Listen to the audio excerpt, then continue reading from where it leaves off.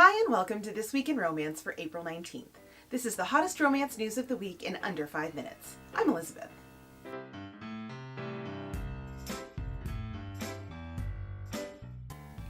Fallout from the Rita Award controversy continues. A few weeks ago, one of the authors who finaled in one of the contemporary romance categories pulled her book from contention due to racism in the text. Catherine Bybee had intended to retain her position on the RWA board, but a week or so later she resigned. Now RWA has announced that Kate McMurray, a queer romance writer, has agreed to serve out Bybee's term.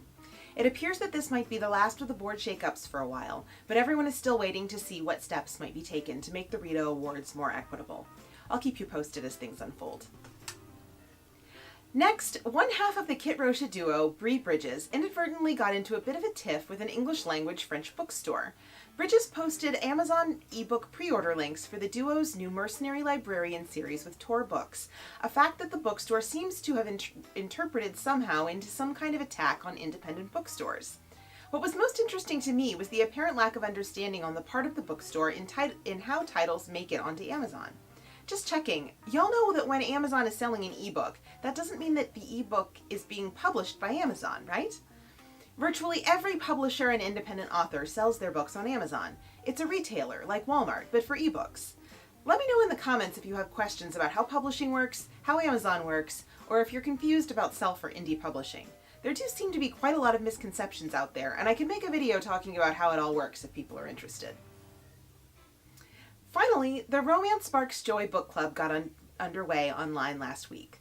The group started reading Bad Blood by M. Malone and is in the process of picking live discussion dates for a number of different social media sites. For more information about the book club, you can visit the group's website, romancesparksjoy.com, which I'll link down below.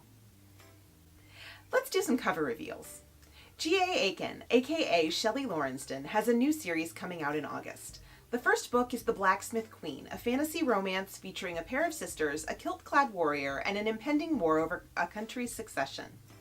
It looks a little like a Holly Black book to me. I wonder if that's an accident.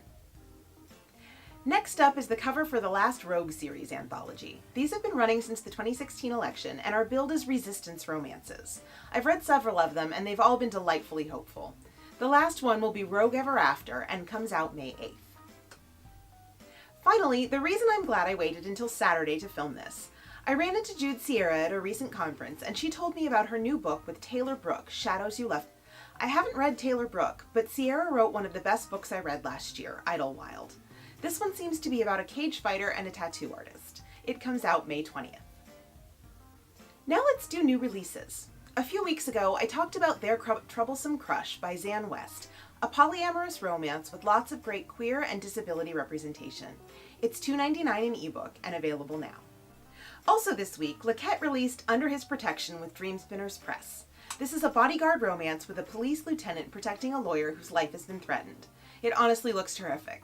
And I don't normally do this, but I have to give a shout out to Dylan St. James, who reviewed this book for the 11 Panels blog. St. James writes, quote, "This book, y'all. This book cleared my skin, watered my crops, blessed the future generations of my line, and made me kicky feet flail no less than 10 times while reading it." With an endorsement like that, how could you not want this book? I'll leave both a buy link and a link to the 11 Panels review below for your reading enjoyment. Finally, one of my personal most anticipated books of the year, Austen Playbook by Lucy Parker.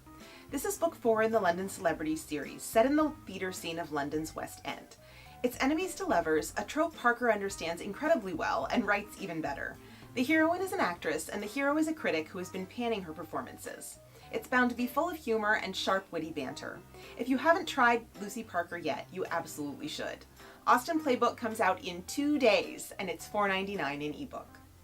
That's all I've got for this week. If you're enjoying this series, give this video a thumbs up, and please consider subscribing to my channel. I've got the hottest romance news, cover reveals, and new releases in under 5 minutes every Friday. So have a great week. Doubt not, slay some words, and Lex has your back. Bye.